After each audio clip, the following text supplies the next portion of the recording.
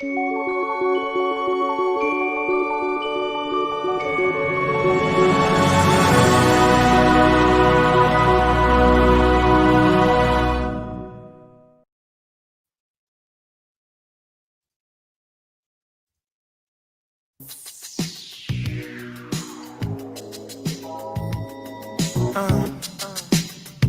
on, baby. Right on. Oh, I can take you far, baby. You are now tuned into the soul sound. Mac Daddy, let me get it started, talk my shit better. Fat nigga on a fraternity, I'm a big stepper. I'm plain Jane, all y'all rock is designer. Bitches throw pussies at me, all I rock is vaginas. I just be laid back, all I got is recliners. I wouldn't join the Navy shit, all I got is Rihanna. You jive turkeys is frivolous, I'm a light, this a filament. Slip your disc, I'm a krillin' it, I ain't feeling it. I'm a pimpin' the night, skin glistening, I be in your kitchen making grits and putting dick in your wife. Kenny Casanova, the floating got colder than Nova Scotia. I'm rolling my motion, making your hoe let me motorboat her. I'm a pimp type nigga with a mouthpiece. Bitches tell me I'm a maid nigga, like a house key. She remove her clothes and on the floor, it's where her blouse be. Most of my bitches can't do a fucking thing without me. Believe it. Back in exquisite, don't believe it, smacking my bitches. I just cut them off and put other ratchets back in position. I'm a mathematician, subtracting and adding my digits. I need accuracy, so don't you be distracting my bitches. I'm a Mac with the accolades to prove it. I tell all my bitches on a Saturday to move it. And I done seen them all from the south of Kakalaki, Mississippi, Arkansas, and back to Tallahassee. I'm groovier than most players. The slow stroker, the throat slayer, probably somewhere up in your home player. And I keep a switchblade for niggas who get serious, cause if I break a nail on your ass, I'ma be furious. If niggas slacking on they macking and I'm packing when they lacking, then this hoe will be contacting me for casual relax. Seducing a hoe is something that I'm usually for, but I'm eating charcuterie and putting juice in my throat. Just pimp on, baby. If you pimp on, you can pimp strong in an effort to pimp long. And a nigga like me can take you far, baby. Far. Kenny Casanova. Show you right, baby. Right on. Show you right. Oh, man. Yo, what's going on, everybody? Welcome to the Spann Report podcast. I'm your host, Mrs. Spann. This is episode number 313 of the report, man. 313, man. 313 motherfucking episodes, man. It's crazy, right? That's crazy. It's been a long time coming. But yo, we here, man. We here. We doing this here on a Saturday evening. It's kind of nice out here in Detroit right now, man. Like I stepped outside, it's like 78 degrees on an October day. I remember when I was in college and shit, I used to call up north and brag that I was still wearing like wife beaters and shorts and shit in October. But global warming and shit, right? I could wear like t-shirts and fucking shorts and stuff in Detroit in October. But yo, man, it is what it is, man. It is what it is at this particular point. But yo, man, got a lot of, to talk about, a lot to get into or whatever else. But of course, before we do that, I got to remind you guys how to get in touch with us over here at the Spann Report podcast and let your voice be heard. You can go ahead and hit up our hotline at area code 313-288-0485. That's area code 313-288-0485. Leave us those voicemail messages, and of course, those messages will get played here live on the show and responded to in kind. And if you're watching us here live on Facebook, YouTube, or Periscope, you can call that hotline and chop it up with your man Spann here live as we do the show at area code 313-288-0485. You can also email us here at feedback@thespannreport.com. That's feedback@thespannreport.com. Go ahead and send us those emails. And of course, those emails will get right here, reply to here live on the show. Follow me on Twitter and Instagram. My name on both of those platforms is Mr._Spann. So go ahead, follow me there, chop it up with your man Spann throughout the week. You can also hit us up with a 5-star review on iTunes and or Stitcher Radio. Those 5-star reviews are the ones that get right here live on the show. We really appreciate everybody who goes about the business of doing that. Doesn't cost you a dime, just a couple minutes of your time to let everybody know why you're rocking with us over here at the Spann Report Podcast Network, man. Real talk. Also, hit up our website. You can go there at www.thespannreport.com. You go there, watch replays of the show. You can vote in the polls when we decide to put those polls up. You can leave comments on the website. You can donate to the show as often as you like, as much as you like. And of course, we really do appreciate every dime over here at the Spann Report Podcast Network. And you can also visit our store. Our TeePublic store is available through the website. Go there, get yourself some merch, man. Cop yourself a hoodie, because like I said, it's hoodie season. It's starting to get cold outside. I mean, I just said it was 78 degrees in Detroit, but y'all get what I'm saying. In typical times, it would be hoodie season. So get yourself some Spann Report hoodies, man. Go ahead and hook yourself up, man. Get you a thermos. I think we got thermoses in there, man. Go ahead and do your thing, man. Get yourself some Spann Report podcast stuff, man. Real talk. We really appreciate everybody who contributes in that way, man. Real talk. But yeah, man, it's been a like an eventful week news wise. Not a whole lot of random thoughts. I don't have any random thoughts this week, man. I said that last week and then I had a couple, but no, I really don't have any random thoughts this week, man. We just gonna kind of get right into the get into the groove of the show. And first things first, man, we got to get into some of this listener feedback because we did get an email from the last time we did a show. And so let me go ahead and pull that email up so we can go ahead and respond to that. Let's see what they're talking about here. And our email here comes from Reggie writing in. Reggie writes in and say, hey, Spann, I know you watched the vice presidential debate, and I know Kamala Harris was your first choice for POTUS this season, but she ducked on the question of whether or not her and Joe Biden would be in favor of stacking the Supreme Court with more judges if they were to win. How do you view that evasion, and do you think they should add more judges to the court if they win? So, couple things, man. Yeah, of course, you know, I did watch that debate. As far as her dodging the question, for one, I believe that it's one of those sort of like gotcha kind of questions to take off, like to kind of like to take the focus off of the fact that the Republican Party pretty much has stolen like a Supreme Court seat, right? I feel like they're trying to bring the onus or point the finger to have you looking this way and not necessarily paying attention to what the fuck they're doing right now. So let's take a little bit of a history lesson, right? So with the Supreme Court, the last, I want to say four of the last Supreme Court justices that have been appointed to that court have been appointed by presidents who, when they became president, received the least amount of votes, right? They did not win the popular vote, right? So you had George W. Bush, who appointed what's my man's name? He appointed John Roberts, and I believe he appointed Samuel Alito to the Supreme Court, right? And then you've got Donald Trump, who's at this point appointed Neil Gorsuch and Brett Kavanaugh. Both of these Supreme Court justices, or both of these presidents, have basically made up almost half of the Supreme Court, and they've given it, and they have like a conservative bent, right? But here's the thing: they represent the minority view of the vast of the people who are engaged in the process, right? Let's just say that the people who are engaged in the process, they represent a minority view of that. So if you got two presidents who received the least amount of votes in the election, but somehow, like through the Electoral College, they were able to be to ascend to the office of president, and they were allowed to, and they've been given the opportunity to appoint Supreme Court justices, then the justices that have been appointed there have been put there with the minority view. Let's just put it like that. They've been put there by a minority view. So we got four justices that are on that court because of that, right? Then you take into the account that when President Obama was the president, and it is real wild, right? So like they would tell you that, you know, the president is the president for 4 years. He's not the president for 3 years. Yeah. It was the same thing with Obama, though. Obama was the president for 4 years. He wasn't president for 3 years. And yet and still, they decided that in the last year of Obama's election or of Obama's presidency, that they would not even entertain or give a hearing to, what's that dude's name? Merrick Garland. They wouldn't even do the hearing in the Senate in order to, for confirmations as far as appointing him to the Supreme Court. He was he was nominated months before the election, right?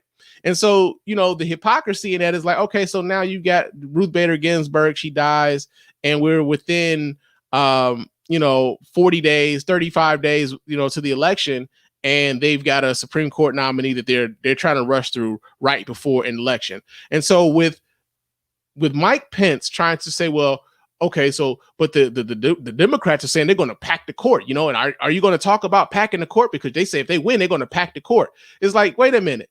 What you're really trying to do is take away from what you've been doing up to this point.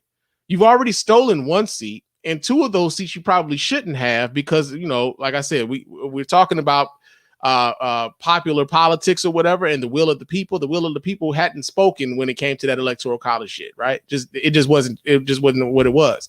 And so I think it's like watch what they're doing over there, so you're not paying attention to what we got going on over here. Like the hypocrisy is blatant, right?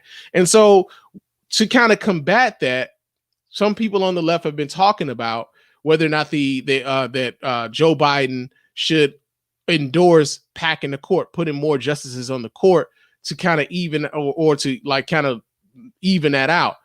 Joe Biden himself has never said whether he was going to do that or not. Right? He just never decided whether or not that was going to be something that he was willing to do, whether or not that's something that he advocated for. This has been rumblings and talkings of other folks on the left as a way to kind of neutralize some of the ways in which the Republicans have been like steering the court. And so with Kamala Harris not answering that question, for one, she's still running as vice president. She's not running for president. So it's really not her call at this particular point in time. She can be in support of what Joe Biden is advocating for going forward, but it's really not her call. And her role right now in the debates was basically like not fuck up, right? Because like ultimately, Joe Biden right now is like poll wise. If you look at if you're paying attention to polls, if you believe in polls, Joe Biden has kind of opened up quite a bit of a lead poll wise over Donald Trump. So basically, what they're trying to do with Kamala Harris is like, look, we got to have this. We got to have these debates. We don't want you. Or we don't want we don't want anything to fuck this up. We got momentum right now. The president's got COVID and he's been denying it. Like we've got all this momentum. Just do no harm. And I think that's pretty much what, she was tasked to do as far as like not answering that question. Now, should they, you ask, should they pack the court? And I'm like, I don't know. Because like, is this one of those things where it's like a ratcheting up and we, once a Republican becomes, president of the United States again, I mean, is possible and it could happen relatively recently or soon, then whether or not they, do that. And now we got like 72 motherfucking Supreme Court justices at a certain point, because every time a new president comes into power, like we got to try to like lean the court towards our favor and everything else. And it just becomes a whole thing. So I don't know. I don't know whether or not they should do it. All I know is the ways in which the Republican Party has been handling things as of late is very underhanded. And so like by trying to come up with some sort of gotcha moment of Mike Pence of all people, trying to come up with a gotcha moment for Kamala Harris in that debate, I thought that was real rich. But yo, man, I appreciate you writing in, Reggie. And of course, I do hope to hear from you again soon, brother. Real talk. But that has been our listener feedback. It is time for us to hop our asses into the news.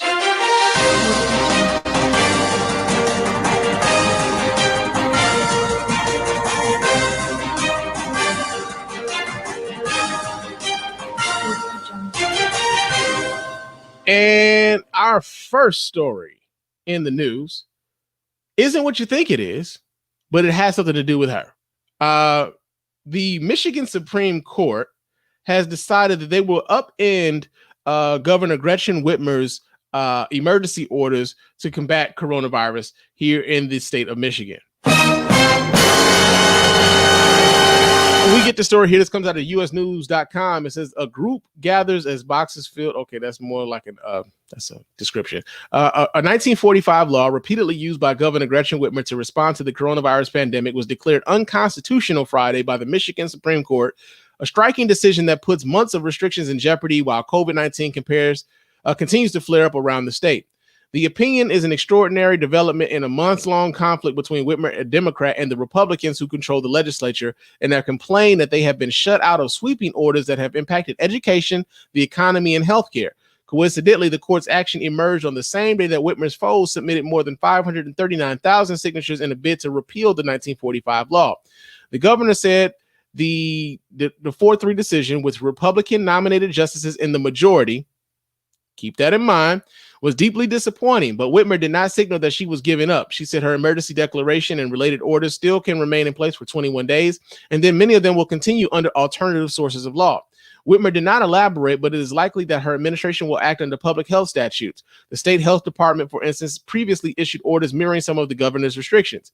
Every state and the federal government have some form of declared emergency, she said. With this decision, Michigan will become the sole outlier at a time when the Upper Peninsula is experiencing rates of COVID infection not seen in our state since April.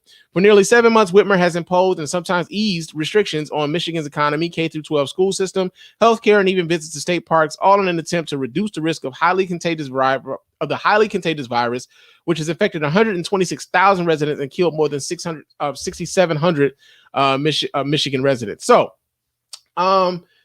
here's the thing, man. And going back to that debate that happened just over the course of this last week between Mike Pence and Kamala Harris, there was a time in that debate where Mike Pence said that he wished that the Democrats would not politicize the coronavirus for their own political means, which was, like, again, rich as shit, right? Considering that from day one, Donald Trump has abdicated his responsibility as far as keeping Americans safe concerning this virus, considering the fact that, like, the ways in which the country shut down wasn't because the federal government stepped in to do that. It was because the governors had to step up and do that. Many Republican governors have also stepped in and shut their states down. I want to say the Republican governor in Ohio was one of those folks who did that. Many of your Southern Republican governors were, like, leaning on that Trump shit and not necessarily being proactive in it, making it about freedoms, your personal freedoms and all this other shit. They want to be pro-choice when it comes to masks, but they don't want to be pro-choice when it comes to a woman's choice to choose for her own body and shit. The hypocrisy in that. But the interesting thing about this to me, as someone who lives here in Michigan, is that I'm old enough to remember there was a time where we had a Republican governor right before we had Gretchen Whitmer and who was inaugurated as governor, Rick Snyder. And I can remember a time when Rick Snyder was appointing what they called emergency financial managers in cities across the state. Detroit was a city that was under emergency financial advisement, so to speak. Flint was also a city that was under emergency financial advisement under this legislation. And what this essentially did was it allowed the governor to appoint someone who would make decisions, financial decisions, but also just make decisions unilaterally about what the city could do, what the city could pay, and negotiate contracts with city workers on the city's behalf. They had to go through the emergency manager. And so many of you have become familiar with Michigan, unfortunately, through the Flint water crisis, right? The Flint water crisis was brought upon by an emergency manager unilaterally making the decision to change the sourcing of the water coming to the city of Flint by changing that water, their water source. It brought upon the poisoning of an American city, right? That emergency financial manager appointed by the governor, then Governor Rick Snyder, led to the poisoning of American city. And what I find ironic, crazy ironic, is that I did not see, and still to this day haven't heard, a lot of Republicans within the state of Michigan who have decried that level of incompetence, who have decried that law, who have decried the usurpation of the locally elected government officials in these townships, right? So if you got a mayor, you got a city council, you voted for these people, and suddenly there's an emergency financial manager that was appointed by a governor who chances are in these cities you probably didn't vote for, who imposes an emergency financial manager on your city and tells you, like, okay, so everything coming to the city or anything we spend money on in the city is going to have to go through this person here that I appointed, right? And now your vote means jack shit because the people that you voted for don't have any power because all of that power is given to the emergency financial manager. Where were these Republicans? Where were these Republicans when Rick Snyder was appointing emergency financial managers across the state and taking out and basically taking the electoral power, not only away from the voters, but for the people for whom they voted for? Where the mayor doesn't have any power, where the city council doesn't have any power to legislate and to recognize the issues that are going on within their own municipality and addressing those issues, right? And so now all of a sudden, these Republicans find issue with the governor instituting an emergency action to keep people safe. This is what this is really about. We know that COVID-19 is highly contagious. We know that COVID-19 is a deadly disease. It can be for a lot of people. We know that it is also something that asymptomatic people can spread without their knowing it, right? And so Republicans have by and large bought into the Trump shit and are telling people like this is an assault on my freedoms, man. I shouldn't have to wear a fucking mask to go into the goddamn Walmart, man. You know, I want to go get my hair cut, man. This is bullshit. I want to go. I need to go to like the bars and shit. You know, I like going to the bars and knocking back the brews with the fellas, man. This is entirely a bunch of bullshit. And that damn Gretchen Whitmer is fucking with my freedom, man. I don't appreciate it. Y'all saw how these people were at the goddamn rally in March. They were at the state capitol in March with firearms and shit. And we're going to talk about some of them motherfuckers who was at that state capitol in March with those firearms because that leads back into the next story that we're going to get into. But it's ironic that when the freedoms, the quote unquote freedoms of the duly elected mayors and city councils weren't taken into consideration when it came to the governorship's powers in here in the state. When it came to the populations of who was underneath that emergency financial management, largely black cities, you didn't hear this crying out from Republicans about the freedoms of those people in those cities who are under financial fucking management. You didn't hear that shit. So it's wildly ironic to me. Like the freedoms don't necessarily extend to your black ass. Let's just keep that clear. When they're talking about freedoms, they're not talking about your freedom. They're talking about theirs. They don't give a fuck about your freedom. And I'm talking about Republicans. So yeah, that's in the news. It's Michigan Supreme Court overruling Governor Gretchen Whitmer's emergency executive orders. Now, another story that we got here in the news, and this also has to do with the Michigan governor. There were plans, and the FBI has foiled this plan, where some white domestic terrorists were plotting to overthrow the Michigan government, kidnap the governor, and possibly kill her. And the FBI thwarted that shit. Well, that'll be a monkey's bare-assed uncle. So we get the story here. This comes out of the DetroitNews.com. It says, in total, 19 state felony charges for firearms and terror-related acts were filed by Nessel against Attorney General Dana Nessel against 7 individuals known to be members of or associates of the Wolverine Watchmen. The individuals include Paul Beller, 21 of Milford, Sean Fix, 38 of Belleville, Eric Mahler, 36 of Cadillac, Michael Null, 38 of Plainwell, William Null, 38 of Shelbyville, Pete Musico, 42, and Joseph Morrison, 26, who live together in Munith. The suspects are alleged to have called on the group's members to identify the home addresses of law enforcement officers in order to target them, made threats of violence to instigate a civil war leading to societal collapse, and engaged in the planning and training for an operation to attack the state capitol building and kidnap government officials, including Whitmer, according to a statement from Nessel's office. There's been a disturbing increase in anti-government rhetoric and the reemergence of groups that embrace extremist ideologies, Nessel said. These groups often seek to recruit new members by seizing on a moment of civil unrest and using it to advance their agenda of self-reliance and armed resistance. This is more than just political disagreement or passionate advocacy. Some of these groups' mission is to simply create chaos and inflict harm upon others. Musico and Morrison live in Munith in a rural area of Jackson County. Signs saying private property and no trespassing were in their home's front yard Thursday evening. What appeared to be a Confederate flag could also be seen near the home. Nigga, you live in Michigan.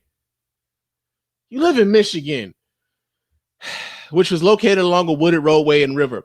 Paul Karshnock of Munith lives next door to the property. She says she regularly hears the sound of gunfire that disrupt her quiet evenings in the country. For months, there's been gunfire almost daily. I'm still shaking knowing that it was close to me, she added. Just thinking back to the times I almost approached them to ask them to stop. Now, let's think about this for a second. I identify these dudes as white domestic terrorists. I've heard them referred to as vanilla ISIS. I think that's cute. You know what I'm saying? I think that's cute. But let's think about this for a second. Imagine, if you will, that Black Lives Matter had decided that they were going to, bring forth an operation to try to kidnap, murder an elected official of that, like of a governor or a senator or something like that.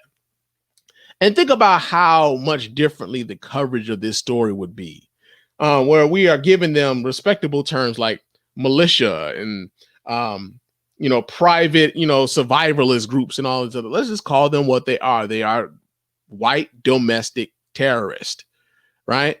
Had this been like a Muslim person, like had this been like a small Muslim cell who were plotting to kidnap the governor or the mayor or the president, we will be calling them a terrorist organization. Let's call these things what they are, man. Let's call these things what they are. So I've been on this mic the last few months, kind of like trying to sound the alarm a bit as to the seriousness of this coming election and how engaged we should and must be in order to kind of eradicate or to at least tamp down instances like this. Because let's keep it a buck. I think right now we are like, to call these politically and culturally charged times would be an understatement of the century. I think that the rhetoric coming from the top down, from the White House on down, and many of the elected officials, Republican elected officials who've enabled this administration, have allowed for a lot of these people to feel comfortable being out in the open, expressing some of these views. Many of these people were seen as sort of the on the fringe, so to speak. They've been kind of brought into the mainstream. And so when I talk about like this election, and I've been saying this the last few shows, that I think when it comes to this particular election, I've never believed, like, when we would always hear like this is going to be the most important election of your lifetime, right? We would always hear that. I think this particular election specifically, I believe it wholeheartedly that this could be the most important election of our lifetimes. And I also believe that because of the rhetoric coming out of the White House, where you have a president who is refusing to, talk about whether or not he would be willing to have a peaceful transfer of power should he lose this election. And he's telling, white nationalist groups to stand back and stand by when it comes to whether or not they should be at the ready in order to defend whatever position it is that Donald Trump is talking about defending at this particular point. I honestly do believe that we're going to see more attempts like this. And not only do I believe that we're going to see more attempts like this or plots like this come to fruition or be brought to the light, but also I think that law enforcement has to be on this all the time, right? Because these guys got caught, but who's to say the next group who would attempt to try to do something like this will get caught, right? Who's to say that they won't try this again? Who's to say that this won't be there? There aren't there aren't already other targets that these people have, in their sights to try to hold this government, so to speak, or to hold this particular regime in power, so to speak. So, I think there's an undercurrent here in this nation, man. There's a lot of scared people. There's a lot of people who really, really don't want, who are comfortable with not only this administration, but they're also holding on to what they believe their rightful place as Americans is, right? You got a lot of scared white people who believe that, for one, they're about to become a minority. And we know how this country has treated minorities, right? We know how this country has treated minorities. And I think Donald Trump is tapping into some of the fears that a lot of those white people have about becoming a minority in the country in which they've treated minorities so badly. Because if you believe that you've treated minorities so badly and you're about to become a minority, then now you got to fight tooth and nail to not have that happen to you. And also, it kind of cuts into the bullshit that you've told yourself about America being the land of the free and the home of the brave, when you treated those who don't have the necessary the numbers that you had at this point, that you would fight not to become a part of that minority, because or at least you feel like, if you become one of those, then suddenly you're going to be getting, you're going to treat me like a nigger. This is bullshit, right? Meanwhile, you go around telling people that you don't have a racist bone in your body, and one of your best friends is black, and all this other bullshit, So yeah, man. the fact that we have white domestic terrorists plotting to take over the state of Michigan and to kidnap the governor and to possibly kill her, and the fact that the rhetoric that is coming down from the White House, when it comes to these groups, not necessarily denouncing white nationalism, white supremacy, giving them the wink and the nods, giving those dog whistles and shit, man. It's a lot going on there. Fortunately, they caught these motherfuckers, and yes, they look every bit of what you would think they would look like.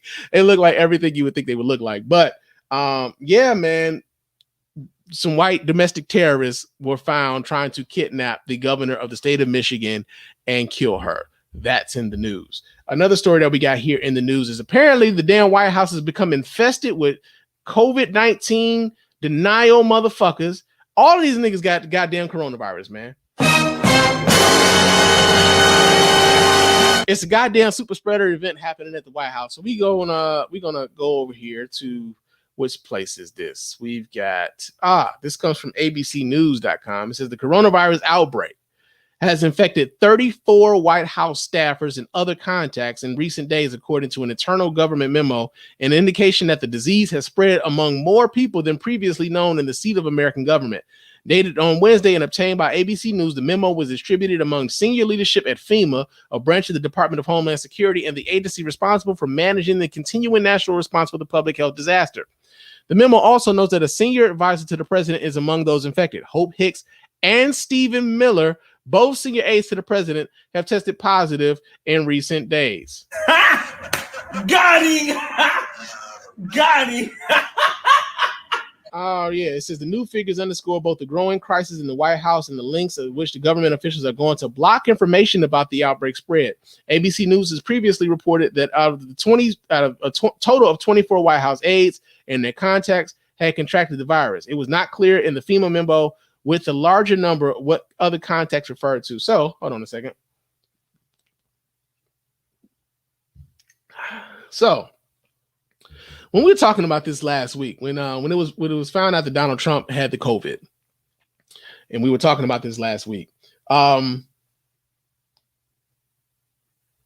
top, I felt bad for the people who have to be around Donald Trump, like the nameless people that have to be around him, whether that be White House staffers, whether that be the maid and the butler staff that works at the White House, whether that be Secret Service agents who have to drive this motherfucker around, whether that be the Navy pilots who have to, move his ass around in like Air Force One or Marine One, like all of these different like people, the support staff that keep the White House safe and to keep the president safe and everything else. I felt mostly bad for those people because they have no choice in this fucking matter. Right. And these are the names of people we will never know because they aren't deemed important, so to speak. They don't have the titles that we revere and everything else, but ultimately they're going to be exposed to this disease through a president who's shown no leadership on this matter whatsoever. And so we found out that Kellyanne Conway got the COVID. She went home and infected her daughter, who told that shit on the TikTok, man. Like somebody like saved that girl. I know she's already talked about getting emancipated and whatever else. She don't want to be with her parents at all. But like Kellyanne Conway, Stephen Miller, Kayleigh McEnany, who was the press secretary over there, she gets on the mic every fucking day spewing misinformation, disinformation, never giving you a straight answer, lying all the fucking time. And goddamn it, she got the COVID too. She got the COVID too. And so what they're really trying to do, I know with Donald Trump, like he's on like talking about like, I feel great. I feel like I've been cured. I feel like I feel better than ever. And like ultimately, Donald Trump has been receiving medical treatment that no other American really would get. Right? They're not going to send a fucking helicopter to your house to come get you to go to the hospital for COVID. Donald Trump will get that. They're not going to give you drugs that they're only in their study phase, and they've got like people who volunteered to be participants in the study to see the effectiveness of these drugs. Donald Trump gets that because he's the president, And so while he gets up there on a television and he's on Fox News and he's calling into all of these shows telling you how great he feels and how we got the best doctors in the world, we get the best treatment in the world. No, he gets that. You probably won't. You probably won't.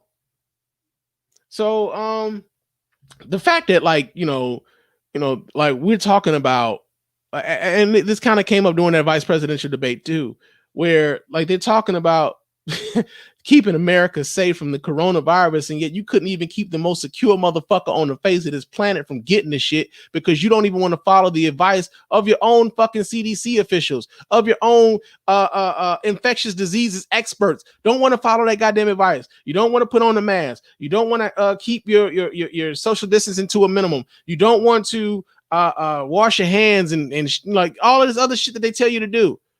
Suddenly it's about you being weak if you decide you want to do that shit. Oh, I'm sorry. I just want to live. My bad. I'm sorry that makes me weak for wanting to live. I'm sorry for me being prudent in the fact that I don't want to be around you because you might have the shit and I can't trust whether or not, even though you say we cool, even though we might be cool, I can't trust whether or not you keep it safe in the same way that I'm trying to keep safe. So yeah, man, like hey man, we less than 30 days away from this election. We less than 30 days from this election. Please make the right decision. I'm gonna just say that. But yo, that's been the news.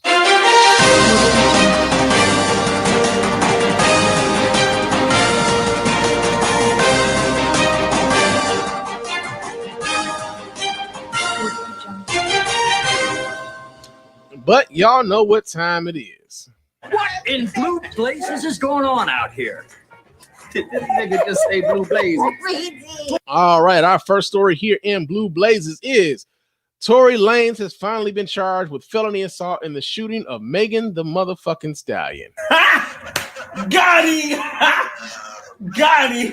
Yeah, man. So we get the story here. This comes out of TMZ.com. It says Tory Lanez has been charged in connection with the shooting involving Megan Thee Stallion just weeks after the singer released an album claiming his innocence. The LA County DA's office hit him with one count of assault with a semi-automatic firearm and one count of carrying a loaded unregistered firearm in a vehicle. The DA also alleges that Tory inflicted great bodily harm. If convicted, the rapper/singer faces up to 22 years and 8 months in prison. As we reported, the prosecutors had said they were mulling over a charge of felony assault with a firearm against Tory after Megan said she was shot back in July. Remember, Tory had been arrested but only charged with possession of a firearm. Prosecutors are now explicitly pointing the finger at Tory as a man who pulled the trigger, leaving Meg with a gruesome foot injury. It took Meg some time before she went public and accused Tory by name as a person who shot her. She did miss words saying, yes, this nigga Tory shot me. You shot me, and you got your publicists and your people in these blogs lying and shit. Stop lying. So here's the thing, man. I've been watching, how people kind of react to this here on social media and whatnot. And I'm gonna tell you this, man, like misogyny is a motherfucker, boy. I swear, misogyny is a motherfucker. So initially, Megan didn't want to say who shot her, right? She didn't want to say who shot her. And in her not coming out in the beginning to say who shot her, it allowed for people to kind of jump to conclusions, make up their own stories, if you've got an agenda for either one of them, you flock to, almost like when it comes to politics, man, you just go with the story that you like, with more likely to believe in the beginning anyway. Facts be damned, right? But one of the things that I noticed about the shooting of Megan Thee Stallion was how little empathy that people had for a woman who had been shot in the foot, right? Like, and how people were trying to tie her music into whether or not it was something like whether or not she deserved it because of her music. Now, the thing with her music, and I'm not even someone who listens to a lot of Meg Thee Stallion, but her music kind of comes across from what I've heard of it, someone who's fucking like free, man, like someone who's comfortable in who they are as a person, comfortable in their own sexuality, comfortable in who she is as a woman.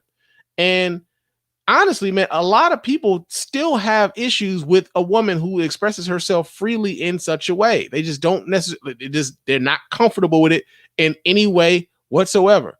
And so it kind of becomes this thing where And we see this. Here's the other part about this. We see this when police shoot down unarmed black people. We start retroactively seeing all of these stories pop up about, well, you know, Trayvon Martin once smoked weed, you know, as if that somehow justifies what happened to Trayvon Martin, or, you know,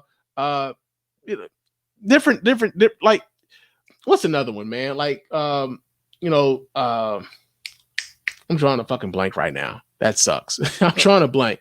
But what tends to happen is we start getting all these dehumanizing stories about the victim to justify what happened to them. Same thing happened with Mike Brown, I believe. When Mike Brown was like, well, he wasn't no angel. Like, matter of fact, he was involved in a strong arm robbery right before Darren Wilson shot him. You know, like, as if the strong arm robbery was the reason why Officer Wilson shot him and everything else. So they start coming up with these other reasons as to why it was justified. And so to hear people talk about, well, you know, her music, you know, she out here influencing these girls to be ratchets and all this other shit, man. She influenced these girls to be hoes, man. That ain't respectable, man. We like all of that shit. So a lot of people echoing that shit when she got shot, saying that like it was because of her music that this is why this happened to her, right? And so then she comes out and she tells the reason why she didn't want to say anything about whether or not it was Tory Lanez that shot her was because, for one, there was a gun in the car. It was black people in the car, and excuse me, as we've seen the current public climate when it comes to black people and the police, like, yo, man, I didn't want the police to have no reason to shoot all of us. That's why I didn't say nothing, right? But then she finally comes out and she says, this nigga shot me. And then it becomes a thing where like folks are calling her a snitch. A snitch. Now, I don't like, again, like I said, I'm not someone who listens to a lot of Meg Thee Stallion music, right? I'm just not. However, I don't know if Meg Thee Stallion has presented herself as if she's a gangster by any stretch of the imagination. I don't know if Meg Thee Stallion has presented herself as someone who's involved in a lot of criminal activity in any of her music by any stretch of the imagination. From what I've gathered so far was that folks really just don't like the fact that Meg Thee Stallion is free as a woman. Bottom line. And she expresses herself freely as a woman. So the idea that Meg Thee Stallion pointing out the shooter of her, someone who shot her, makes her a snitch is dumb. Also, it kind of speaks to like it kind of speaks to how twisted the term snitch has become, because snitching was what you would do if you was involved in a crime with a group of other people or another person. Y'all were both involved in a crime. You got caught, the other person didn't. And so because you didn't want to take the full brunt of what you were about to get punishment wise, you were like, hey man, it wasn't just me. It was such and such. They was involved in this shit too, man. He was the driver. He was the getaway car. The other guy was the gunman, and the other guy was he was going to break the safe. We was all involved. I ain't going down. It ain't going to be just me. Right? He's the real leader of the CMB. Right? That's snitching. Telling on somebody who did something to you isn't snitching. If you are the victim of a crime, identifying the person who victimized you is not snitching. Somewhere along the line, those lines got blurred where we don't even understand what the fuck snitching even is now. Where Meg Thee Stallion says, hey, this nigga shot me. Oh, this bitch snitching, man. I can't even believe this, bro. I can't even rock this. I mean, can you believe this shit? Like, and I've seen people try to compare her to, what's my man name? The multicolored hair motherfucker, Tekashi 6ix9ine. I've seen people try to compare her to Tekashi 6ix9ine because she told on the motherfucker who shot her. Told on the motherfucker who shot her, bro. She's snitching. Nah, man. I mean, there's a couple of different ways that can happen in the hood. Either one, you try to go the right, what we've deemed the right way, the civilized way, and you go to the police and you identify the person who assaulted you, and you let the justice system let those wheels turn the way that they will, and hopefully the justice system will work, and the justice system will lock that person up and hold that person accountable for the fact that they did a crime against you, right? That's the ideal way. And then the other way about it is like, you know, some people don't want the police involved. Like, no, okay. No, I don't know who did it. I don't know who did it. Only because they plan on doing something to that person themselves. I've seen that. Where they don't even want to talk to the police. Like, because and I think a lot of that has to do with the fact that we don't have much trust in the police to begin with, right? We don't have trust in the police and the way in which they present evidence, and we don't have trust in the police, like when they're interrogating people, whether or not they're going to drop names as to who told them what, when, and who. You know what I'm saying? Like, we don't have trust in that, and so you're like, nah, I'm not involved in the police. I plan on getting that motherfucker myself, right? Now, there's two schools of that, but like for her to try to go the honorable route, I'm like, yo, man, I was shot by this man right here, and for her to get backlash from that is crazy. It's fucking crazy. But, you know, man, that's in Blue Blazes, man. They finally charged Tory Lanez with the shooting of Megan Thee Stallion. I'm surprised it took this long, man, for real. Police and DAs, man, y'all been taking y'all merry motherfucking time here in the 2020, man. I got to say, man, 2020, y'all been on motherfucking 2G like a motherfucker, man. No 5G blazing for none of you motherfuckers, man, for real. Another story we got here in Blue Blazes, as we talk about liberated women, Cardi B out here, man, making motherfucking bread. Now, the last time we heard anything about Cardi B was because she had finally decided that she wanted a divorce from Offset of the Migos, and you know, folks said they, you know, had something to say about that shit.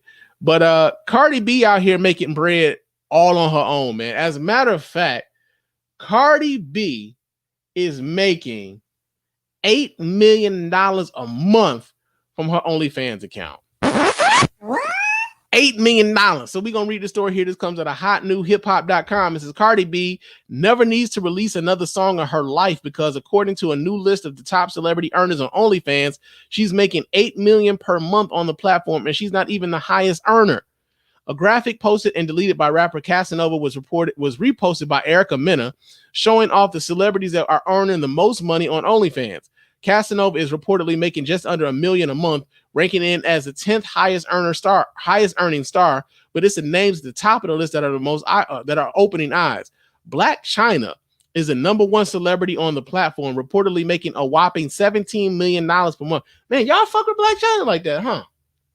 I not that I'm knocking her or anything like that. I'm just saying, like, I mean, I didn't know people were really rocking with her like that. $17 million a month from OnlyFans. Jesus Christ. Says that's absolutely insane. It's unclear where these stats are coming from, but if it's legit, then she's on pace to become a billionaire in the next half decade if her subscription stays solid. In second place is Bella Thorne, who sparked controversy by earning $1 million on her first day on OnlyFans. Wow. Wow. Cardi B is the third name on the list, apparently making $8 million monthly off of her low rate subscriptions. She has not been posting private images of herself, choosing to use the service to get closer with her fans by sharing the behind the scenes footage and hosting live stream question and answer sessions. So here's the other part about this, right? Here's the other thing, because I'm when it comes to the OnlyFans, and I know like a lot of the people who are part of, like, you know, sex workers in the adult film industry and stuff like that, a lot of them have OnlyFans accounts and they present that sort of, you know, that sort of content on their OnlyFans pages and whatever else, right? And so the impression, by and large, from most people when you tell them that you have an OnlyFans page is that, like, oh, so you on here getting butt naked, you out here doing some buck wild shit, right? Like, that's the impression that a lot of people get, but they don't know that you can use these platforms for other purposes. So like the overarching thing with like OnlyFans is like a porn site pretty much that you pay for. Right? Like, yo, man, you subscribe to their page or whatever, and like they're gonna be posting some stuff and you can get it, or you can pay some extras or whatever, and you can get it, and like they are making money hand over fist with the content, right? But here's the other part about this, and I know we're talking about Cardi B, but we're gonna talk about some of this misogyny. We're gonna talk a little bit about some of this misogynoir too. So a lot of brothers act as though they have no respect for the women that they see on OnlyFans. A lot of brothers act as though they don't like the fact that women are exposing themselves, living freely, and they're asking for money for the privilege of you getting to see them do these things, right? A lot of these same motherfuckers that y'all hear griping about the OnlyFans and the women who got the OnlyFans pages who don't deserve any respect are low-key paying for those OnlyFans pages, man. Like it's like they protesting too much, man. Like y'all talking way too much, man. Like I don't believe that you don't like the OnlyFans pages, man. Like you talking way too much shit about the OnlyFans, man. And they making way too much money. So somebody lying. Somebody lying, man. One of y'all motherfuckers is out here paying for the shit because they sure as hell giving you the shit. And then Cardi B ain't even getting naked on that. She's delivering straight to her fans and getting paid. Her fans are supporting her. Her fans are like coming through with the cash. She ain't got to put out another motherfucking song apparently. Like she's like, okay. I mean, she probably will to keep the revenue up, so to speak. But she doesn't even have to depend on the music in order to make money no more. This is the point that she's gotten to her point, like where she don't even have to put out the songs. Like she just keep giving you the content, the shit that she's put out on Instagram or whatever. She that's like a freebie. She got the more exclusive shit on the OnlyFans. She's making you pay for that content. They're making you pay for that content. And this is coming at a time where a lot of motherfuckers grew up not paying for a goddamn thing. Right? We come up at the time where people grew up on Napster and LimeWire and bootlegging movies and shit. I mean, now we've got the streaming services, but even with the streaming services, niggas balk when Netflix say, hey, we're going to charge you $5 more. And like, nigga, $5? Good Lord. Meanwhile, they buying the finest of weeds, right? Like you could spare the $5, chief. So, yeah, man, like Cardi B and all of these other like stars on here making all of this money, man. Hey, I say get your money. I mean, because a lot of these niggas respect ain't gonna pay a goddamn bill, man. So whether these niggas say they respect you or not, a lot of these motherfuckers undercover are paying you. They respect you in some sort of way. They paying for that content. Some of these same niggas that be out here loud and proud talking about how they can't respect a woman that's on OnlyFans out here buying that content. So yeah, man, Cardi B, $8 million a month, man. That's a lot of motherfucking bread. Shit, let me borrow $20, Cardi. Damn, shit. That's in the news. I'm sorry, Blue Blazes. Another story that we got here in Blue Blazes is apparently there's a couple neighbors in Texas, and they're on opposite sides of the political spectrum. But they're going to show everybody how they can have a friendly relationship in these trying political times. And there's video to this. So let me go ahead and see if I can pull this video up so you guys can watch here right along with your man Spann. Hold on a second. Let me do this here. And let's see what they're talking about. There. And I'll be damned, man. Now I want to act like it's going to take forever to load and shit. This some bullshit, B. Comcast, y'all been on some bullshit a lot lately. I think they know that I'm trying to get rid of the cable TV.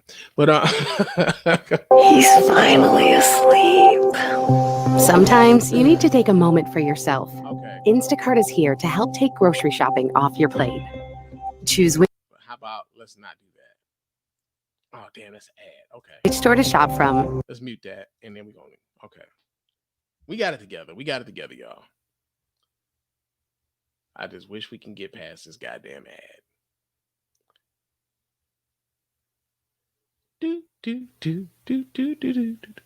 These ads be long as shit when you ain't really trying to watch them.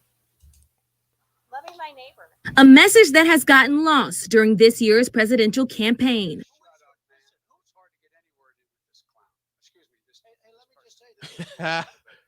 The bickering on the national stage seeping down into the communities who support them. On our neighborhood page, I've seen a lot of issues with people stealing signs, throwing paint on signs, a lot of bashing back and forth. I live right here. Marnie Linton and Tasha Hancock have been neighbors and friends for 6 years. She will come over and mow my yard. Oh yeah, I mowed her yard the other day. And I will mow her yard. She brings us goodies.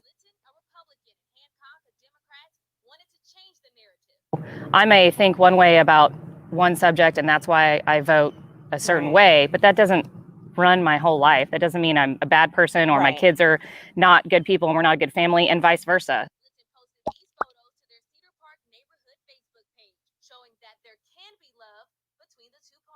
It was crazy. And people were like, thank you for doing this. This is how it should be. Thank you for acting like adults. I think also it's about to demonstrate to our kids, we're both mothers, and to demonstrate to our kids that you can have different opinions, you can look different, and still respect and love one another.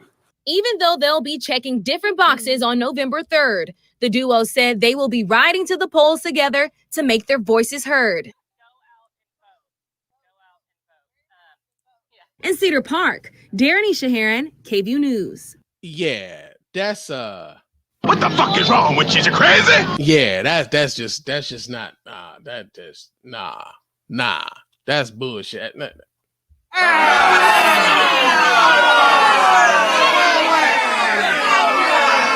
And to the sister that's in this video, man. Negro, please. Yeah, I'm just nah. So here's the thing: as we look at this photo of these two ladies together, one wearing a "Make America Great Again" hat, and Biden, and the black lady in the Biden Harris, and all this other stuff.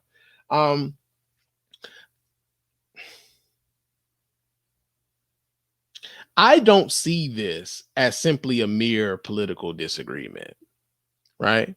And I think the vast majority of people who are paying attention to the policy understand that this isn't merely a political disagreement, especially when a lot of the take, for instance, this sister that's sitting here now. When you take into account the Trump administration and the Republican Party's attempt to try to suppress the votes of people who look like her and vote like her, and the fact that her neighbor supports a candidate who's all about that shit, like, yo, canceling out your vote. But she came over and she cut the grass a couple times before, and she brings us cookies and stuff. Yeah, but also, yeah, your vote shouldn't count as much as mine. Yeah, you know, like your kids, if they ever get shot by the policeman, well, what was he doing? Even if she knows these kids, right? Like, what was he doing over there? Right? And so, like, I get that, like, there used to be a time where this might have been possible. There used to be a time where, like, you know, the things weren't as extreme as they are right now. But we're past those times at this particular point. I don't think we live in that time right now. Hopefully we can get somewhat back to that. And maybe they're on to something that, you know, a lot of us should be on, right? Maybe the cynicism of the world has gotten to the better of your man Spann. And, like, I can't see past my cynicism. I can't see past my hate. I can't see past the history. I can't see past the evidence of all the fuck shit this white lady has been up here promote. Like, she's supporting Donald Trump. Maybe I can't get past that. But I'll say this, man, like, hopefully that we can get to a point where we get some level of normalcy. We're not necessarily thinking of everything as an existential threat to our own, you know, our own being and our own livelihoods and our own safety, because that's where I'm at right now. We just talked about the governor of the state of Michigan being a plot to kidnap and kill the governor of the state of Michigan, largely by Trump supporters. We've had a young boy go from Illinois to Wisconsin and gun down Black Lives Matter demonstrators who was supported by the president and whose mom got a standing ovation at a Republican women's group meeting. We can talk about, like, the good people on both sides when Nazis killed Heather Heyer in Charlottesville. These aren't merely political disagreements. And so, like, for like this shit here seems like sort of like some fairy tale kind of shit, some made up kind of shit. And like I said, I don't know these women. It works for them. They like it. I love it. I'm just telling you right now, for me and mine, when it comes to this shit right here, nah, this ain't it. This ain't it. And that's I'm sad at how pessimistic that is, but yo, that's just the truth of how I feel about it. And yo, that has been Blue Blazers. What in blue blazes is going on out here? Did this nigga just say blue blazes? But y'all know what time it is. That I'm proud to be an American, where at least I know I'm free. That's enough of that shit. It's Proud to be an American time here at the Spann Report Podcast, man. And our first story here in Proud to be an American has to do with the Supreme Court. Now, The Supreme Court is they're back in session for one. And it's part of the reason why the Republicans are itching to try to get another judge on that Supreme Court, because they are back in session, and hopefully for them, they believe that the added justice will secure possibly a decision as far as the legitimacy of the election and who's going to be president going forward. But two of the justices on the Supreme Court have just argued that they should fix the same-sex marriage decision. And that'll be a monkey's bare-assed uncle. Yeah, so we get this story here. This comes out of the denverchannel.com. It says two conservative Supreme Court justices are taking aim at the landmark case that legalized same-sex marriage across the U.S. in 2015. Justices Clarence Thomas and Samuel Alito released a 4-page opinion Monday about the religious liberty implications from the Obergefell versus Hodges decision. Thomas and Alito argue that the decision threatens the religious liberty of Americans who believe that marriage is a sacred institution between a man and a woman.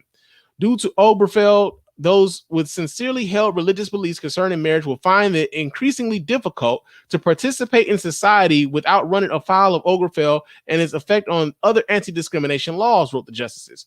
Thomas and Alito were among the 4 justices who voted against legalizing same-sex marriage 5 years ago, arguing that it should have been left to the states to decide. If the states had been allowed to resolve this question through legal legislation, they could have included accommodations for those who hold those religious beliefs, they wrote. Monday's opinion came as the court declined to hear the case involving Kentucky clerk Kim Davis, who made headlines in 2015 as she declined marriage licenses to gay couples despite the Supreme Court ruling. Thomas wrote that he agreed with not taking up the case because it didn't cleanly present important questions raised about Obergefell versus Hodges. Now, here's the thing, man. Here's the thing. And this goes back to that email that I got last week when he was talking about Obama gave you gay marriage. No, this came from the Supreme Court. Now, the Supreme Court's conservative judges are talking about we need to go back and we need to fix that. Maybe they'll, to me, it sounds like they're asking for someone to bring about a case that would be something that could be brought up in front of the Supreme Court so that they could, quote unquote, fix this.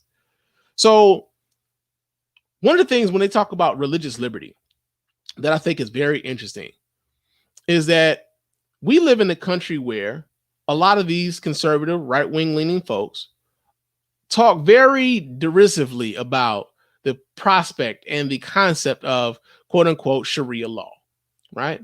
Now, Sharia law is supposed to be like, you know, how Muslims conduct themselves and the religious laws of the Muslim faith or whatever, right? And we don't want your Sharia law over here, man. Like you get a lot of that shit, right? And Americans tout the fact that there's a diversity of opinion. There's a diversity of free speech. You are free to practice the religion for, you know, of your choice. And so all that being said, when it comes to some people of the Christian faith, they believe that the Christian faith, you know, their beliefs should be legislated by law, even if you aren't necessarily a member of the church, if you're not a member of the faith. They believe that their faith should be imposed upon you, right? So you don't believe that people of the same sex should be able to get married. Fine. Don't get married to somebody of the same sex. You don't believe that a woman should have the right to an abortion or she shouldn't be able to get an abortion. Fine. Don't get an abortion. And the ironic thing about this is that we found so many of these people who promote these, this sort of legislation oftentimes find themselves taking advantage of this legislation to their own benefit. Like we've had Republican guys, we've had undercover, gay Republican legislators be outed because of some sort of sex scandal that they were involved in. We've had Republican legislators outed as far as having extramarital affairs because their mistress got pregnant and they wanted her to terminate the pregnancy. Meanwhile, they're out here promoting legislation to get you to not be able to have an abortion, right? Now, you can talk about the religious liberty of someone who doesn't necessarily believe that a gay person should be married, right? Okay, cool. You could believe that all motherfucking day long, but when it comes to the government's enforcement of it, we shouldn't necessarily have the government enforcing your religion upon everybody else. And that's the trick bag that a lot of like conservative, right-wing Christian evangelicals, whatever the hell they want to call themselves today. What they'll do is they'll tell you that they want the government out of their lives. Meanwhile, they want the government all up in your shit. They want the government in your bedroom. They want the government up in her womb. Because it fucks with their sensibilities. When your life has absolutely nothing to do with theirs. We're talking about the same people who don't necessarily want you to have an abortion, but also don't want you to be able to have the health care for that child when that child gets here. Who also doesn't want you to be able to have the welfare or the financial resources afforded to you in a so quote unquote welfare state when that child gets here. They're pro-life until the baby gets here. Then you're on your fucking own.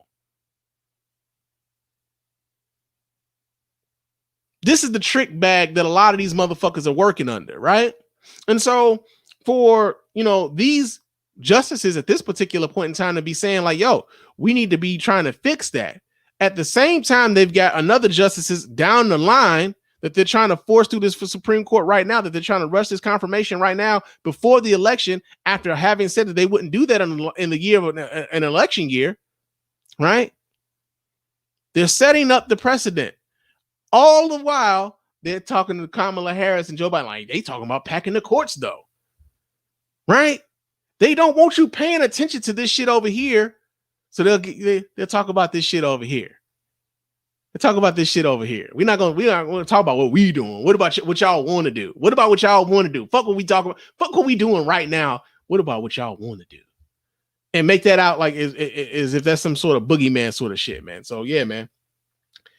That's in Proud to Be an American. Now, another story that we got here in Proud to Be an American is something that this is actually kind of fucked up, man. Real talk. I mean, there's no other way to put this shit. It's fucked up. So there was a young man by the name of Jonathan Price. Jonathan Price was gunned down in Wolf City, Texas. After trying to stop an altercation between a man and a woman, he was killed by the police there. I'm going to read a bit from this story. This comes out of Upworthy.com. It says, 4 months ago, Jonathan Price wrote a post to Facebook explaining how he'd always had positive interactions with white police officers in and around his hometown of Wolf City, Texas, and urged people to look at their own experiences to make judgments. On Saturday night, he was shot and killed by one of those officers. Witnesses said the 31-year-old personal trainer intervened when a fight broke out between a couple at a gas station convenience store. When the altercation spilled outside into the parking lot, police arrived at the scene and one of them shot and killed Price. The officer who shot him has been placed on paid administrative leave, and Texas Rangers are investigating the killing that has rocked the town of 1500. According to interviews with people who knew him, Price was loved by everyone and a pillar in the community. Price's mother, Marcella Lewis, said, she went to the gas station where she learned her son had been shot. They wouldn't let her hold his hand. They took my son from me, Lewis told ABC. They took my baby. So here's the thing. First things first, let's just talk about the fact that, like, here's another instance of someone who was good or perceived to be like he was a good guy by all counts. He's a pillar of the community. Like, not very many people get the title bestowed upon them as pillar to the community, right? But here's a guy who was, quote unquote, a pillar of the community who was shot by the police while trying to intervene in a fight between a domestic dispute between a man and a woman. And I know this is something that's real tricky because I know a lot of people, man, like a lot of dudes, man, are like that chivalristic sort of attitude. When you see a man get into an altercation with a woman, if it becomes physical, there's like this urge that you want to step in, like, dude, you stepping out of bounds with this, especially if you believe that a man shouldn't put his hands on a woman by any stretch of the imagination. You're like, yo, you're out of bounds with this, and you feel like you want to step in. The trick to that is like, yo, you don't know how that's going to play out. You don't know if the woman who's being assaulted will then that she becomes protective of him, and now you're getting your ass whipped by both of them. You don't know if that guy's going to pull a gun or a knife or some sort of weapon on you, and now you're either shot or stabbed or whatever the fuck else because you stepped into a situation that had nothing to do with you. Or you can have what happened to Jonathan Price happen to you, where you decided you were going to step in. The police don't know who the fuck you is, don't really care, and they shoot you. Right now, as it stands, I believe that they said that Jonathan Price was they had tased Jonathan Price. They had given him instructions while he was being tased, and he couldn't comply with the instructions because he was being tased, and they shot him during this moment. Fucked up. Very fucked up situation.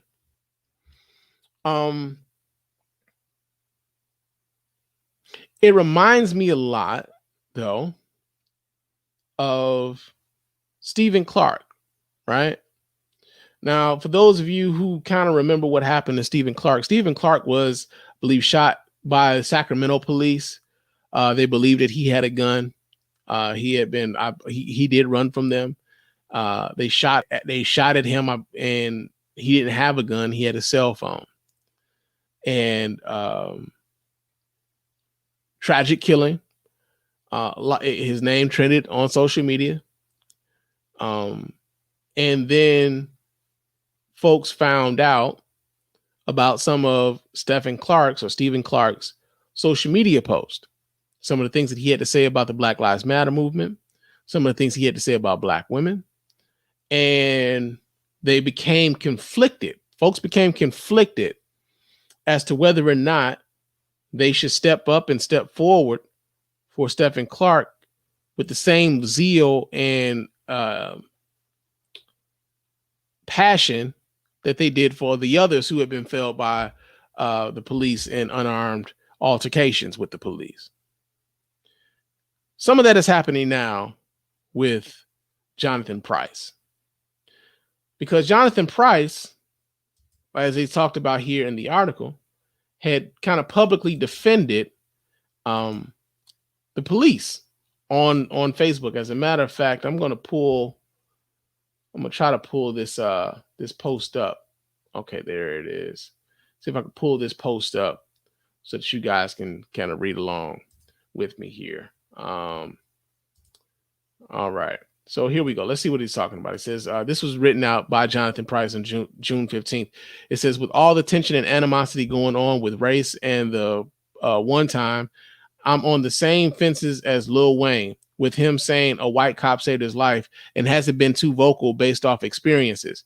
I was raised by the Malones and Woodruffs in my hometown for a large amount of my youth, was my second family then, and still are in 2020. If I have to say anything, the amount of food fed to me, they spent on me outweighs any BS about race or color right now.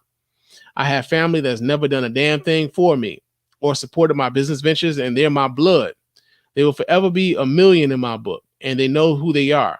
They're to blame for my countryside and addiction to white women, not complaining one bit.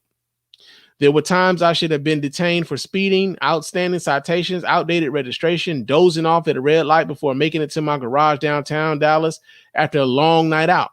I've passed the sobriety test after leaving a bar in Wiley, Texas by 2 white cops, and they still let me drive where I was headed. I believe he must have failed that bitch. And by the way, they consider Wiley, Texas to be very racist. I've never got that kind of energy from the popo. Not saying Black lives don't matter, but don't forget about your own or your experiences through growth and waking up. So not only did he do that, it was another post that he had posted about, it was a repost of young, Boosie's son in reference to Dwayne Wade's daughter, Zaya, and making like to turn Zaya straight. A lot of folks, when they saw some of these social media posts again, like they took a pause, like, well, wait a minute, because here's somebody who is being felled by the police, but also has been like kind of casting aside this movement where we're fighting for people just like him, right? And we've seen a lot of black men, for whatever reason, man, deciding that they're just not, you know, I've seen a lot of brothers disappointingly like take this sort of stance when it comes to the Black Lives Matter movement, when ultimately the Black Lives Matter movement has amplified the voices and amplified the names of the people and amplified the reason why a lot of this shit is happening in the country right now. Like, we wouldn't be are we really having a lot of these same discussions about criminal justice reform had Black Lives Matter not brought it to the forefront, had Black Lives Matter not taken it to the streets, had Black Lives Matter not given voices to the names of the people who we largely probably would never heard of prior to, right? And so with Jonathan Price, you know, going out of his way to do that, and to also be known as a quote unquote pillar of the community, it goes back to a saying that I used to talk about all the time here on the show. Like, and I haven't said this in years, but like, your respectability won't not being able to save you. Here's somebody who everyone would consider a respectable person within the community. He was a pillar of the community, and yet he was still killed by the police unarmed, while actually doing what folks would consider an honorable thing, trying to break up a fight between a man and a woman. And was killed by the police. He was a magical Negro and the police didn't know it, right? The police don't know that you're supposed to be magical, man. And so for me, like, I guess the message here to me is like, yo, especially for y'all who are critics, especially like black men who are critics of the Black Lives Matter movement, who are openly antagonistic towards the demonstrations and the protest and the amplification of the names of the people who were killed by the cops. For those of you who choose to be those contrary Negroes for contrary sake, the police don't give a fuck about you either. They don't care that you don't identify with those niggas over there, right? You could try to separate yourself all you want to. You're still another nigga to them. Let's make that clear. That you trying to separate yourself from them doesn't make you, one, better than them, and also, two, doesn't make you any different from them in the eyes of law enforcement. If they perceive you to be a threat, and they perceive black men to be a threat by and large, guess what? They will take your ass out with the same swiftness that they took out Stephen Clark, that they took out George Floyd, that they took out Trayvon Martin, that they took out Michael Brown, that they took out Ahmaud Arbery. They don't care. Now, the officer who killed Jonathan Price has already been arrested, so I guess there's progress. But really, we will see how far along in processes that goes. It's just kind of crazy, man. Like, as we talk to brothers about the importance of their votes, about the importance of who to vote for, about some of the attitudes when it comes to not only like the misogynoir that we've talked about and the misogyny and everything else, but when we talked about so many different things, man. It's a damn shame that somebody like Jonathan Price isn't here today, because of the overreaction of the police and by and large in certain situations. But also, it's even sadder that someone like a Jonathan Price isn't here, and the people with whom he would like the people more than likely to amplify what happened to him as a miscarriage of justice, he didn't have a level of respect for that he really should.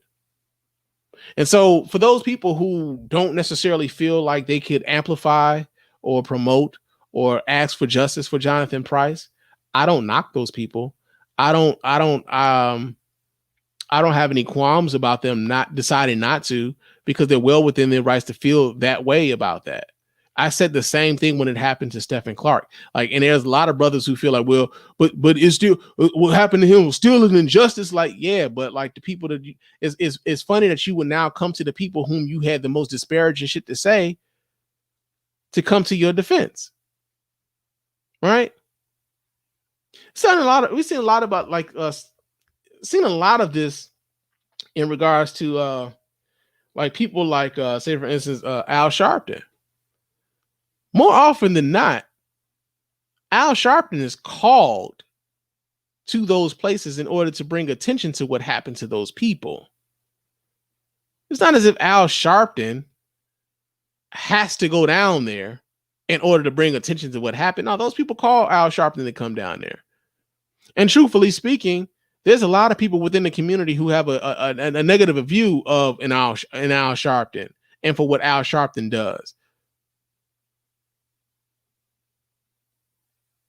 But ultimately, like some of those same people will come to an Al Sharpton after having talked cash shit about Al Sharpton and ask Al Sharpton to come and maybe amplify the voice of their or amplify the image of a lost loved one who was going tragically through state violence or whatever else. It's a real interesting time that we're living in, man.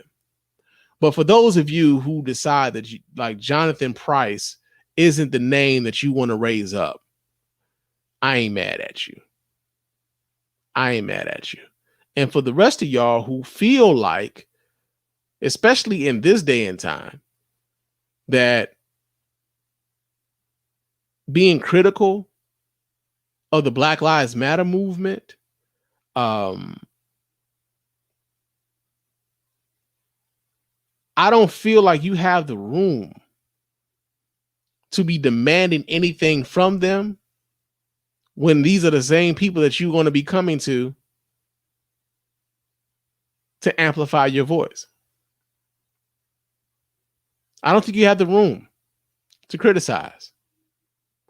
So, yeah, man, like that magical Negro shit, like you different from the rest of us, or I'm not like those other Negroes, keep me out of that shit. I'm a conservative Negro and I like things the way that they are and all personal responsibility, this, that, and the other. Here's somebody who was his own business owner, who had white people who he loved and cherished and shit, held them up more than he did his own fucking family. He talked shit about his own family.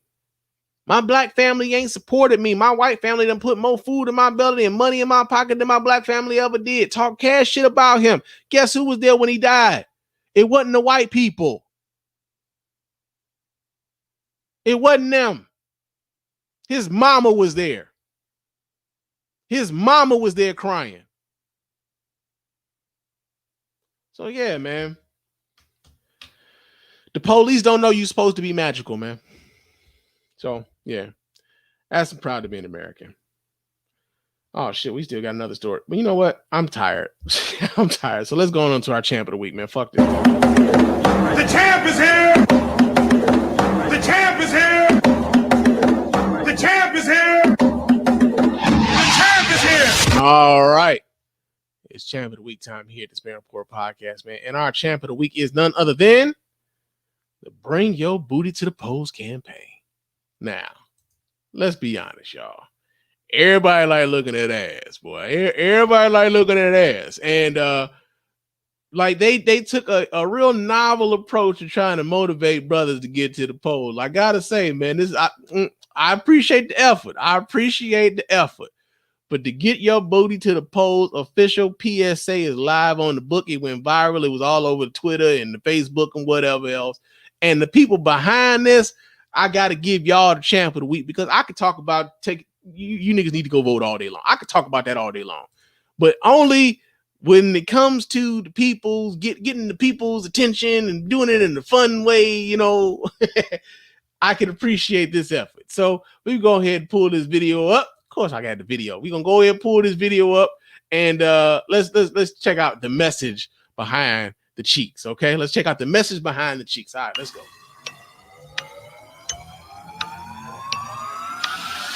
Get your booty to the pole, get your booty to the pole, get your booty to the pole, get your booty to the pole, get your booty to the pole, get your booty to the pole, get your booty to the pole, get your booty to the pole, yeah. Did we get your attention? Good. So, you're really not gonna vote? You know it's more than just the president on the ballot, right? Check it. A district attorney decides who to prosecute, including whether or not to go after dirty cops. Do you know who elects the DA? We do, but you don't want to vote. Can't make it rain if you locked up on some bullshit. Want trades and coding taught in our schools? Then vote for the school boards that will prepare us for the job market. Want to end cash bail? Well, then vote for the sheriffs and county officials that feel the same way you do. But you talking about, they gonna pick who they gonna pick, shawty. Ferguson just elected their first black mayor. You know how that happened? It's clear Black lives don't matter to some of our current elected officials. If they matter to you, then don't let other people decide who's gonna run your community.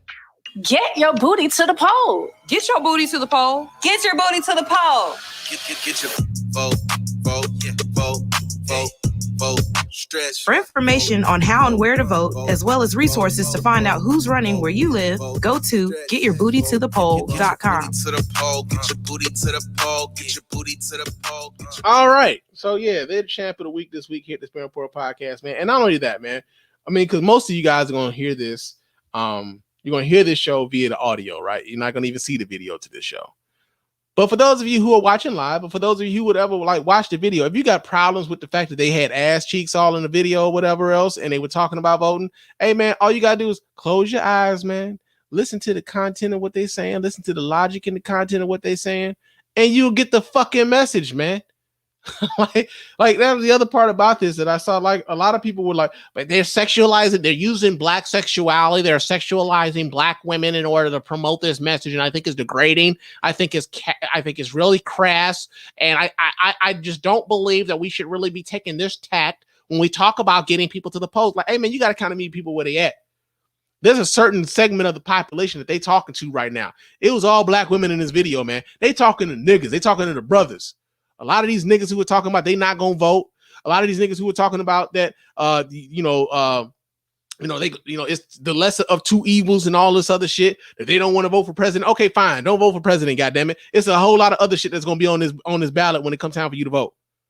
Hell, I already sent my ballot in. I got the absentee ballot and shit. I voted early. There was judges on that shit that I had to like look up. I'm like, hey man, that was the other advantage of having the absentee balloting. I could actually sit down at my damn dining room table and Google some of these motherfucking names before I decided if I was gonna color their name in or not. Right? As opposed to being in the booth and be like, oh shit, like who is this person? And should I vote for them or not? Right? When it comes to the sheriff, when it comes to those judges that y'all put on these motherfucking benches, when it comes to the district attorney, when it comes to the county executives, when it comes to the president, when it comes to your senators, when it comes to your representative in the House of Representatives and your state elections, the state senators, the state representatives.